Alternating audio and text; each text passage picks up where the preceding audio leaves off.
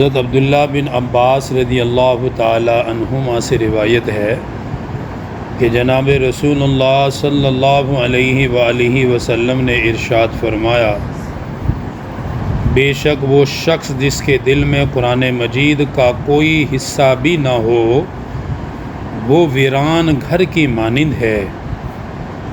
مطلب اس کا یہ ہے کہ جس شخص کا دل قرآن کریم سے خالی ہو تو وہ ویران گھر کی طرح ہے۔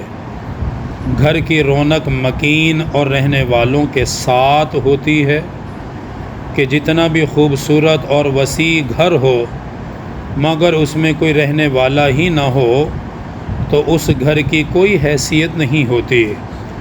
اسی طرح انسان کا معاملہ ہے، ظاہری اعتبار سے وہ کتنا ہی خوبصورت نہ ہو، کتنا ہی حسین ہو، اگر اس کے دل کے اندر ایمان اور قرآن نہ ہو تو وہ بالکل ویران ہے۔ اس کی اہمیت ایسی ہی ہے جیسے کسی ویران گھر کی ہوتی ہے۔ اس لیے دل کو آباد کرنے والی بہترین چیز اللہ کا قرآن ہے۔